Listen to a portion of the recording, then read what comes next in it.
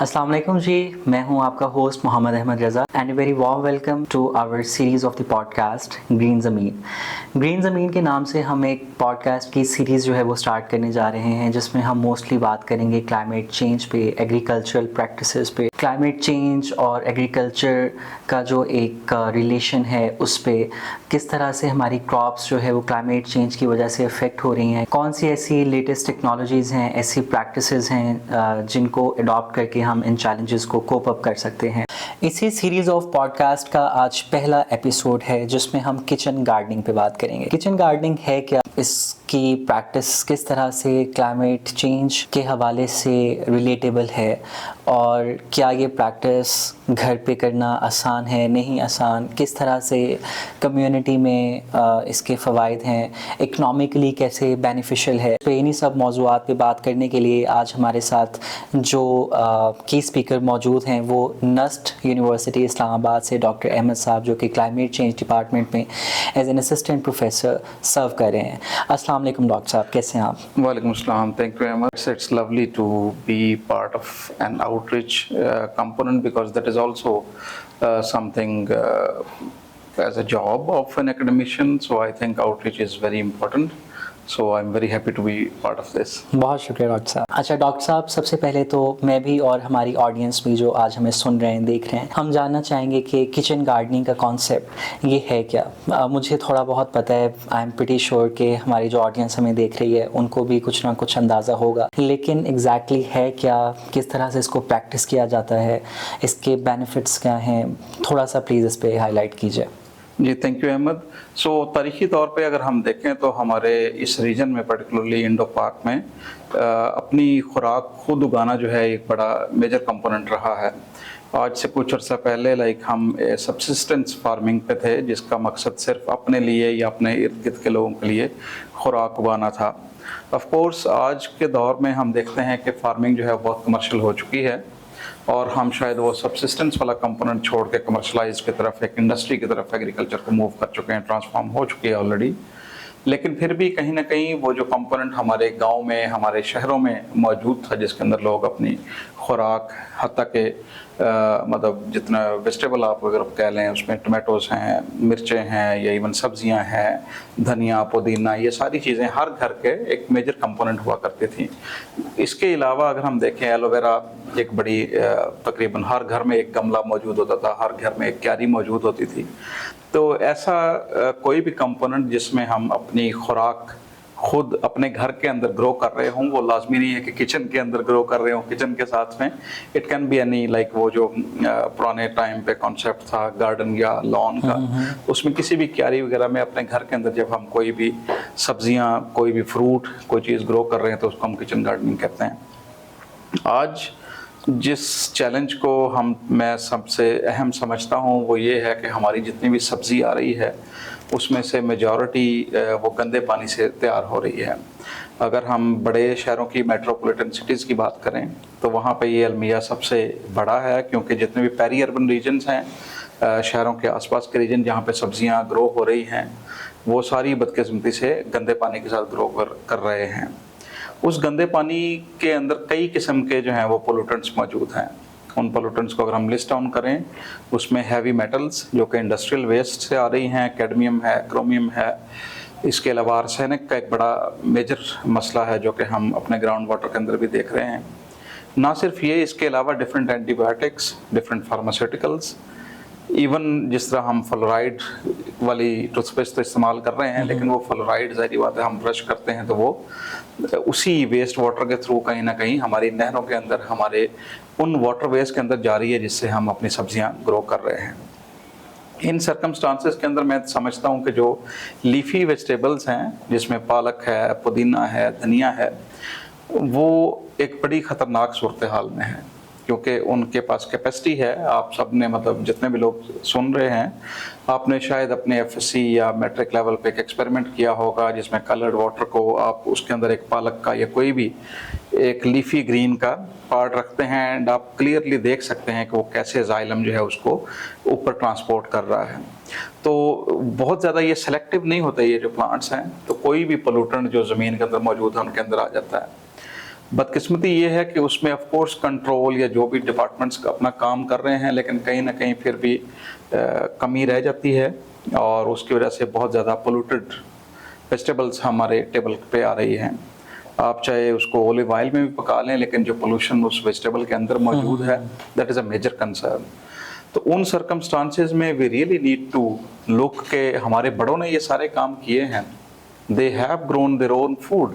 सो ये जितनी भी सप्लाई चेन आज हम देखते हैं, दिस वाज नॉट समथिंग जो कि हमेशा से एग्जिस्ट कर रही थी। हमारा food system it was also based on the fresh, okay, और लोकल, जो सस्टेनेबिलिटी के टर्म्स में ये सारी चीज़ें अब दुनिया को बताई जा रही हैं कि लोकल फूड को प्रेफर करें, फ्रेश को प्रेफर करें, लेकिन बदकिस्मती से हमने तो अपना फूड सिस्टम जो है उसको ट्रांसफॉर्म कर लिया है और उसी तवसत से हम उसके बारे में आगे भी बात करेंगे। लेकिन मेरे ख्याल में किचन गार्डनिंग एक हमारा खोया हुआ असासा है जो कि हमारी बेहतर सेहत के लिए इम्पॉर्टेंट है और हमें उसकी तरफ मूव करना चाहिए। Absolutely, absolutely. नहीं, आप बिल्कुल ठीक कह रहे हैं कि दिस इज़ नॉट समथिंग जो कि अभी शुरू हुई है, हमारे बड़े कर रहे थे, लेकिन शायद वो कन्वीनियंस में पढ़ के, specially generation and generations, you know, but definitely अब एक बहुत ही ज़्यादा क्लाइमेट चेंज की वजह से भी एक जो रुझान है वो वापसी में देख रहा हूँ कि उस तरफ जा रहा है। लोगों ने किचन गार्डनिंग जो है उसको दोबारा काफ़ी अच्छे से स्टार्ट किया हुआ है। Talking about climate change, doctor साहब, I would really you know request कि आप थोड़ा सा इस पर भी हाईलाइट करें कि किचन गार्डनिंग से क्लाइमेट चेंज किस तरह एसोसिएट करता है, जो क्लाइमेट चेंज से होने वाली चैलेंजेस हैं, जो मसाइल हैं, अगर किचन गार्डनिंग को ज़्यादा प्रमोट किया जा सके तो उन मसाइल को किस तरह से जो है वो मिटिगेट हो सकते हैं वो मसाइल। जी शुक्रिया अहमद। सो आई थिंक जो ये डिसेंट्रलाइजेशन वाला कंपोनेंट है हम हर चीज़ में देख रहे हैं। एनर्जी पहले एक सेंट्रल ग्रिड था, अब we have decentralised it. Not only energy, बाकी भी हर चीज़, जिस तरह अर्निंग है, फ्रीलांसिंग है। So in that component I really see कि कहीं ना कहीं जो फूड प्रोडक्शन है या बाकी जो कंपोनेंट्स हैं उनको कहीं ना कहीं वो डिसेंट्रलाइजेशन इफेक्ट तो करेगी। क्लाइमेट चेंज की अगर हम बात करें तो जो एग्रीकल्चर की ग्रीन हाउस गैस एमिशंस के कंट्रीब्यूशन है, इट्स अराउंड 20% वर्ल्ड वाइड। अगर हम पाकिस्तान में बात करें तो इट्स अराउंड 40%, 37% दो जगह पे इस तरह रिपोर्टेड है। सो कमिंग टू दैट, जो मतलब पाकिस्तान में खासकर जो भी प्रैक्टिसेस हम अपना रहे हैं उसमें फॉर एग्जांपल राइस हम आज भी खड़े पानी में लगा रहे हैं जो कि मीथेन प्रोडक्शन का सबब बनता है। उसके अलावा हमारे जो फर्टिलाइज़र एफिशिएंसी है वो बहुत कम है और वो N2O पर्टिकुलरली जो एमिशंस हैं वो बहुत ज़्यादा हम देखते हैं। अगर हम जो कंट्रीब्यूशन है एग्रीकल्चर का टुवर्ड्स क्लाइमेट चेंज देखें तो पाकिस्तान दुनिया में 18वें नंबर पे है मोस्ट मीथेन प्रोड्यूसिंग कंट्रीज़ के अंदर। और इस कंपोनेंट के अंदर मेरे ख्याल में क्लाइमेट चेंज का कॉजिंग जो पर्टिकुलरली अगर हम पाकिस्तान में देखें तो उसमें ये इसका बड़ा मेजर रोल है एग्रीकल्चर का। इफ़ेक्ट्स की अगर हम बात करें तो डेफिनेटली हमारे जिस तरह अभी हम रिसेंट जो स्पेल है मॉनसून का, it has been very violent which is not something very common, और इसको हम एक्सट्रीम वेदर या एक्सट्रीम क्लाइमेट इवेंट भी कह सकते हैं। इन सर्कमस्टांसेस में जब फूड प्रोडक्शन मतलब उसमें डाइवर्सिफिकेशन की बात होती है कि फॉर एग्जांपल आपके पास एक क्रॉप है, अगर खुदा न खास्ता किसी वजह से वो डैमेज हो जाए तो व्हाट ऑप्शन वी हैव। गंदम की क्रॉप अगर खुदा न खास्ता किसी भी वजह से ख़राब हो जाए तो what other option we have nothing. So वो डाइवर्सिफिकेशन वाला कंपोनेंट जो है वो कहीं ना कहीं उसके अंदर ऐड हो रहा है। तो क्लाइमेट चेंज के इफ़ेक्ट्स में अगर हम बात करें तो किचन गार्डनिंग एक बड़ा इंपॉर्टेंट रोल प्ले कर सकता है। ऑफ कोर्स किचन गार्डनिंग बहुत बड़े लेवल पे मतलब शायद हम उस तरह अडॉप्ट ना कर पाएँ जिस तरह दुनिया के बाकी कंट्रीज़ में कम्युनिटी गार्डन्स का कॉन्सेप्ट होता है, community kind of vegetable growing components उसमें मौजूद होते हैं जिसमें फिर कार्बन सिक्वेस्ट्रेशन या कार्बन स्टोरेज के जो है वो ज़्यादा चांसेस हैं। लेकिन अगर हम सेपरेटली भी पाकिस्तान में अगर हम बात करें जिस तरह गाँव है या कोई भी मतलब शहरों के अंदर भी अगर हम वो किचन गार्डनिंग वाला कंपोनेंट ऐड करें तो जितने प्लांट्स ग्रो कर रहे हैं ultimately they are harvesting carbon dioxide. Through photosynthesis, और वो जितने ज़्यादा से ज़्यादा होंगे दैट इज़ अ प्लस। तो अगर हम उसमें ज़्यादा से ज़्यादा कार्बन सिंक्स लगाएंगे तो उसमें डेफिनेटली कार्बन डाइऑक्साइड का जो कंसंट्रेशन है वो कंपैरेटिवली कम होगी।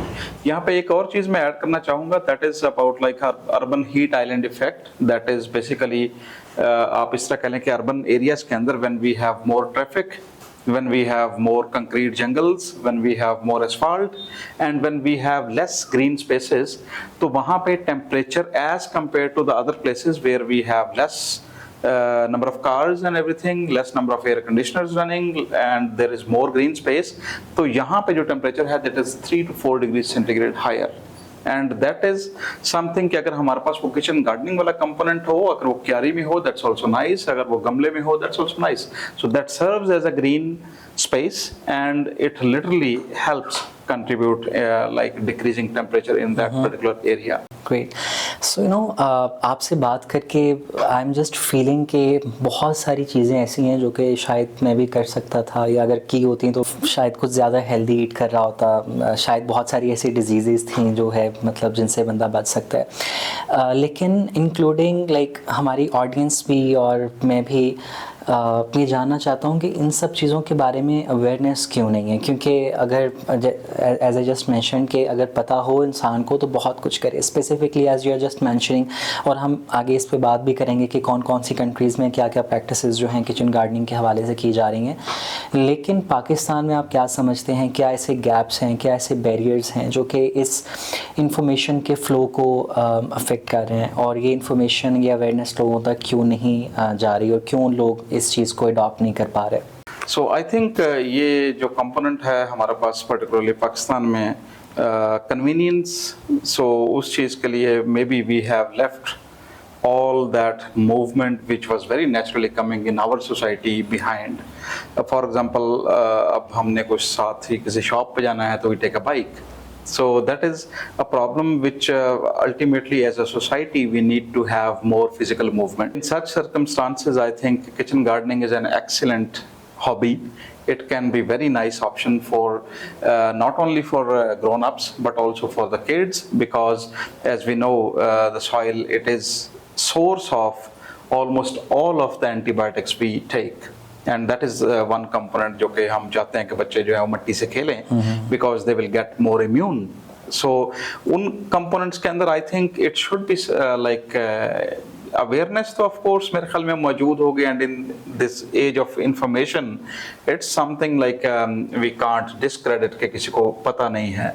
So it's more about the effort, or as a collective I think if a society wishes to work towards physical health. So जैसे आपने पहले बताया कि डायबिटीज में Pakistan is almost at the first or second number. I think it's second or third. So that is a huge problem, and that is solely coming from the issue because we are not moving enough. So हम सब जो है वो desk work में हैं और उसी के अंदर हम इतने खोए हुए हैं कि we just started moving, started walking. So मेरे ख्याल में ये एक अच्छा कंपोनेंट होगा अगर हम किचन गार्डनिंग को एज एन एक्टिविटी भी ले लें, और पर्टिकुलरली फॉर दोज पीपल जिनके पास अदरवाइज बहुत मूविंग जॉब नहीं है, फिजिकली मूविंग, तो मेरे ख्याल में उनके लिए ये बड़ी अच्छी एक्टिविटी हो सकती है. वेरी वेल सेड डॉक्टर साहब. And I think one other practice जिससे मेरा ख्याल है ज़्यादा अवेयरनेस आ सकती है कि जैसे आपने कहा बहुत सारे लोगों ने किचन गार्डनिंग ऑलरेडी की हुई है, so we also need to have more examples, और उन एग्जाम्पल्स को मज़ीद शेयर करके उन्हीं इलाकों में जो है एक मज़ीद अवेयरनेस आ सकती है. प्लस टेक्निकल ट्रेनिंग्स जो है वो बहुत इम्पॉर्टेंट है. Talking about technical trainings and everything, semi urban या रूरल एरियाज़ में ट्रेनिंग्स का डेफिनेटली बहुत ज़्यादा कॉन्सेप्ट नहीं है, but when we talk about academia specially universities, तो वहाँ से मेरा ख्याल है कि एक ट्रेनिंग्स का भी और एक मेजर अवेयरनेस का जो कॉन्सेप्ट है वो आता है. So talking about universities and academia, आपको क्या लगता है कि स्टूडेंट्स जो हैं यूनिवर्सिटीज़ में वो इसमें किस तरह से अपना किरदार अदा कर सकते हैं? Thank you, Ahmed. So this is definitely an important component, particularly the youth. You guys like CPDI is already working in these components where we have children, we have gender, we have youth. So I think relying more on, like, or not only relying but also capacity strengthening, particularly for the youth. It's something which really can be game changing, especially for the countries जहाँ पे population pyramid के majority we have 70% of the people who are below 40. So in that component, I think universities में मतलब this component should be increased or improved. दुनिया के कई countries के अंदर when the students they get enrolled, so they take care of a tree of any component as a kind of social activity of their degree और something. सो उसमें मेरे ख्याल में हमें इस चीज़ को इंक्लूड करना चाहिए एज अ करिकुलम ऑल्सो. अगर हम कोई ना कोई उसके शॉर्ट ट्रेनिंग्स और even not only capacity strengthening but also more about if we can technically support, so that will also be something nice. Punjab government का लाइक अभी भी दे डिस्ट्रीब्यूट वेजिटेबल सीड्स. अगर आप में से कभी किसी ने, नाजरीन में से डेफिनेटली किसी ने देखा होगा, पर्पल कलर का पैकेट है that includes 5 to 6 different vegetable seeds. So that is also something which may receive more support from the public, coming from, like, that is the carrot and stick model. So the carrot is there, so people are very happy to adopt that. And not only youth, it's also should be something our children should be taking care of. For example, in Japan, during the summer vacation, each child, like I was in Yamanashi, and one of my friends, his son, he received a plant to take care of for the 3 months. And it was so lovely an activity that he was so much attached to that, and also he was caring for that. And that is not only caring for that, it was also instigating something कि वो बाकी भी plantation की, बाकी plants की, बाकी nature की हिफाजत करे. I really wish to bring something else into play. So that is कि जो जितने भी लोग हमारे mental health से affected हैं, like उनके, there are multiple issues, of course. I am not an expert in particularly that domain, लेकिन उनके लिए भी plantation can be a very nice activity. It's like, for example, sometimes we can have a plant which grows by itself. We also have options कि वो self watering है, and not only that, so they are like self fertilizing. So there are multiple options. Even if people don't want to engage in that, so they can still have that plantation component within their house or within their kitchen. So जिस तरह kitchen gardening में मतलब हम बात कर रहे थे कि हमारे पास जो इंडोर प्लांट्स हैं, स्नेक प्लांट है, हमारे पास मनी प्लांट है, उसके अलावा मल्टीपल ऐसे प्लांट्स हैं जो कि इंडोर एयर की क्वालिटी को इम्प्रूव करते हैं. और आई थिंक उन सारे कंपोनेंट्स को अगर हम कंसिडर करें तो किचन गार्डनिंग या इंडोर प्लांट्स, ये सारी चीज़ें जो हैं, they can be an excellent source of not only sustainability but also for better health of human beings and the people and the things around themselves.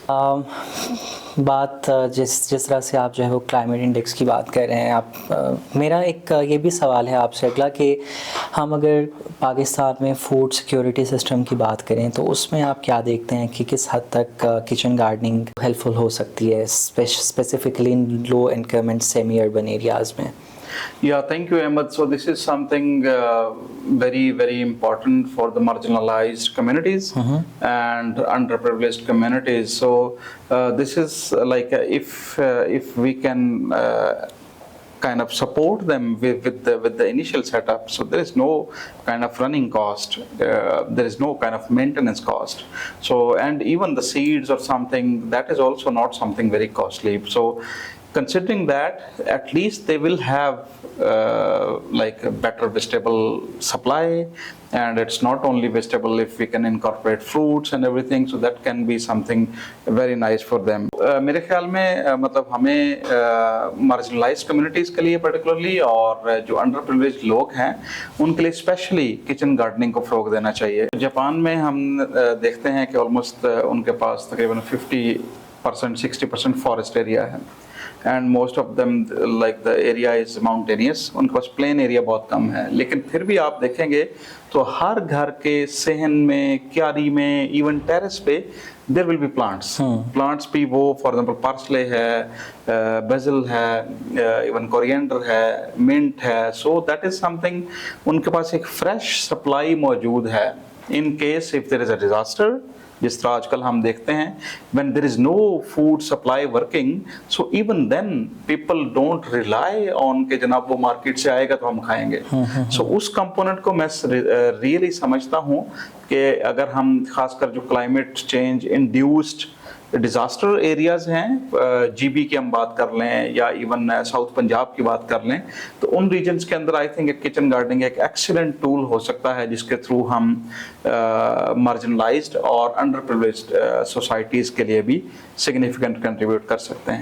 हम clean environment की बात करते हैं या फिर हेल्दी ईटिंग की बात करते हैं, तो फूड सिस्टम्स हम आजकल देख रहे हैं हमारे कुछ इस तरह के सिस्टम्स हैं जो कि फ़्रेश फूड को अगर आप ले लें, समटाइम्स मार्केट में जो फूड अवेलेबल होती है, कोल्ड फूड स्टोरेज का आजकल बहुत ज़्यादा कॉन्सेप्ट आम हो गया है। फूड जो कोल्ड स्टोरेज फूड है, लोग कहते हैं कि it is fresh and it is healthy, लेकिन क्या वो एक्चुअल में हेल्दी होती है? वो एक प्रोसेस होता है उसको स्टोर करने का। जी Ahmed, thank you so much. So this is something very important you brought up. मेरे ख्याल में जो फूड सिस्टम्स की ट्रांसफॉर्मेशन हमने पिछले कुछ अरसे में देखी है, that is not very good. हम इवन जो बड़े मेट्रोपॉलिटन सिटीज़ हैं, again they are at a bigger loss. हम देखते हैं कि जितने भी फूड है, वेजिटेबल है, वो सारी की सारी मंडी में आती है और ऑलमोस्ट हर आड़ती ने, हर जो मिडल मैन है, उसने अपने पास एक कोल्ड स्टोर रखा हुआ है, उसमें सारी प्रोड्यूस इकट्ठी पड़ी है। Every food has different emissions and everything, so वो एक अलग कंपोनेंट है, but ultimately that is not fresh. Lettuce is something which is उसका मकसद ही है कि वो फ्रेश यूज़ की जाए, बट आप देखते होंगे आजकल वो एक कागज़ के अंदर लिपटी हुई आपको मिलती है, that is basically coming from the food cold storage. So the cold storage में ऑफ कोर्स आप उसको रख देते हैं। आलू के लिए this is a major concern. Potato जो है वो तकरीबन 10 महीने तक पड़ा रहता है स्टोर के अंदर। सो द प्रॉब्लम इज़ कि वो उसके अंदर उसकी जो कंसनट्रेशन है डिफरेंट न्यूट्रिएंट्स की, फ्रेश की निस्बत, दैट इज़ डैमेज्ड। और हम देखते हैं कि वो फ्रेश के नाम पे हम बहुत ज़्यादा कोल्ड स्टोरेज बेस्ड फूड जो है वो खा रहे हैं। और नॉट ओनली दैट, फिर हमने अपनी कन्वीनियंस के लिए अब हम पहले फ्रेश पोटैटो यूज़ करते थे, अब कटे हुए पोटैटोज़ यूज़ करते हैं। नॉट ओनली दैट, चिकन भी we have move away from that fresh to the cold or frozen component. So I really think this has a major role in health, population health of Pakistan. मेरे ख्याल में solutions पे हम दोबारा इसकी बात करते हैं, लेकिन मेरे ख्याल में ये एक अच्छी ट्रांसफॉर्मेशन नहीं है, not only for us but also for the environment. आखिरी सवाल मैं आपसे पूछना चाहूँगा कि आपने बताया किचन गार्डनिंग के बारे में, और जिस तरह से मैं समझता हूँ, मुझे बहुत सारी ऐसी चीज़ें जिनका नहीं पता था, हमारी ऑडियंस को भी पता चला होगा, मुझे भी पता चला, and definitely I am going to do some of that. एक आखिरी सवाल जो मैं आपसे पूछना चाहूँगा वो ये है कि ये जितनी चीज़ें आपने बताई हैं, ये नेशनल लेवल पे इन चीज़ों को इन चीज़ों को प्रैक्टिस को ज़्यादा आम करने के लिए क्या ऐसे जो है वो चीज़ें की जा सकती हैं, प्रैक्टिसेस अडॉप्ट की जा सकती हैं, इंस्टीट्यूशंस क्या रोल प्ले कर सकते हैं, या किस तरह की पॉलिसी मेकिंग जो है वो की जा सकती है इस मामले में? जी Ahmed, thank you so much. So policies always exist. हम पॉलिसी फॉर्मुलेशन में we are the best almost. So उसकी जो इम्प्लीमेंटेशन में गैप्स हैं, that is a major concern जो मैं फेस करता हूँ या जो मैं फील करता हूँ। सो मेरे ख्याल में हमें ऑलरेडी जो एग्रीकल्चर डिपार्टमेंट्स हैं, ये उनका स्टेक है food security, ministry of food security भी है, उसके बाद जितने भी एग्रीकल्चर डिपार्टमेंट है प्रोविंशियल, सो उन सब की जिम्मेदारी है कि वो इंश्योर करें कि फूड इज़ सेफ। सेफ्टी में not only quantity but also security में not only quantity but also it's about the quality.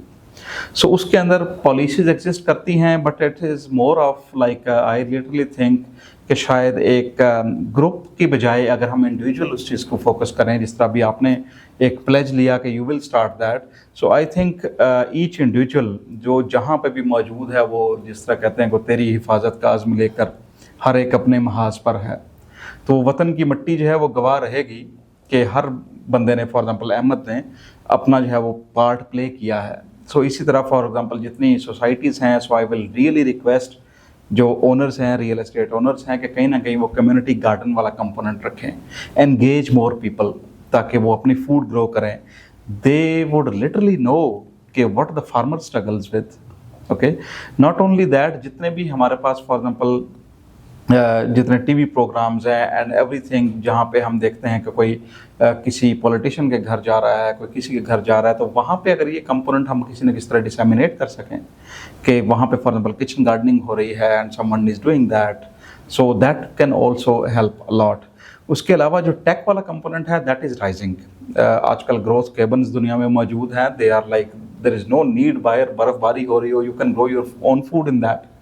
Not only that, green houses, glass houses, दुनिया में it is very common. और वो सारे का सारा कंपोनेंट हम बहुत सस्ते में सारी चीज़ें मैनेज कर सकते हैं. It takes only the will and of course leaving behind that kahili, which is a bad component of our society somehow, somewhere. So I literally feel that this is more of an individual responsibility.